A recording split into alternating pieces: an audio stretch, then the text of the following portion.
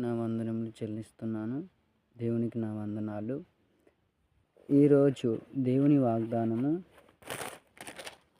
మత్తయి సువార్త 8వ అధ్యాయం 2వ వచనం చదువుకుందాం. ఇదిగో కుష్ఠరోగి వచ్చి ఆయనకు మొక్కి, ప్రభువా, నీకిష్టమైతే నన్ను శుద్ధినిగా చేయగలవా అనెను. హల్లెలూయా. ఆయన యేసు ప్రభువారు కొండపై నుంచి కిందికి దిగి వస్తుంటే ఒక కుష్ఠరోగి ఆయన వద్దకు వచ్చి, ప్రభువా, నీవు నన్ను స్వస్థపరచుటకు నీకు ఇష్టమై ఉన్నదా అని అడిగాను. ఆ రోగి అడిగినందువలన దేవుడు ఏమంటున్నాడు, నేను నిన్ను స్వస్థపరచుటకు నాకు ఇష్టమై ఉన్నది.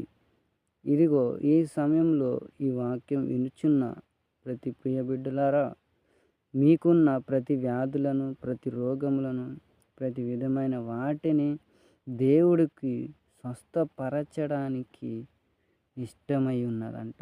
ఈ క్షణము కూడా, ఈ నిమిషంలో కూడా మిమ్మల్ని స్వస్థపరచడానికి ఆయనకి ఇష్టముగా ఉన్నదంటున్నాడు.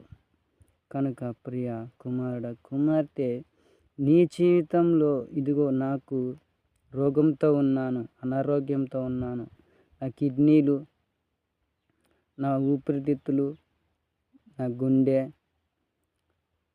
గాల్ బ్లాడర్స్ ఉన్న ప్రతి వాటిలో నేను స్వస్థపరచబడలేకపోతున్నానని నీవు అనుకుంటున్నావా? కానీ దేవుడు ఏమంటున్నాడంటే, నేను నిన్ను స్వస్థపరచు దేవుడను. కనుక ప్రియబిడ్డ, కుమారుడా, భయపడకు అని చెప్తున్నాడు. ఇక్కడ యేసు ప్రభువారు అదే మాట్లాడుతున్నారు. ఆయన చేయి చాపి నిన్ను స్వస్థపరచుటకు నాకు ఇష్టమై ఉన్నది అని చేయి చాపి స్వస్థపరచుటకు నాకు ఇష్టమై ఉన్నది. కనుక యేసు ప్రభువారు చేయి చాపి అతన్ని ముట్టి స్వస్థపరిచాను. హల్లెలూయా.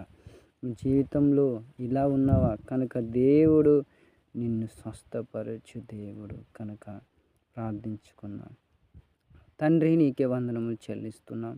ఆశ్చర్యకరుడు, ఆలోచనకర్త, నిత్యుడగు తండ్రి, సమాధానకర్త అయినటువంటి ప్రభువా, ఈరోజు మాలో ఉన్న ప్రతి కిడ్నీలను మీరు స్వస్థపరచండి, గాల్ బ్లాడర్స్ను స్వస్థపరచండి, గుండెను, ఊపిరితిత్తులను మీరు స్వస్థపరచండి.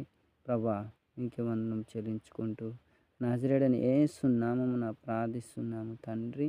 ఆమేన్.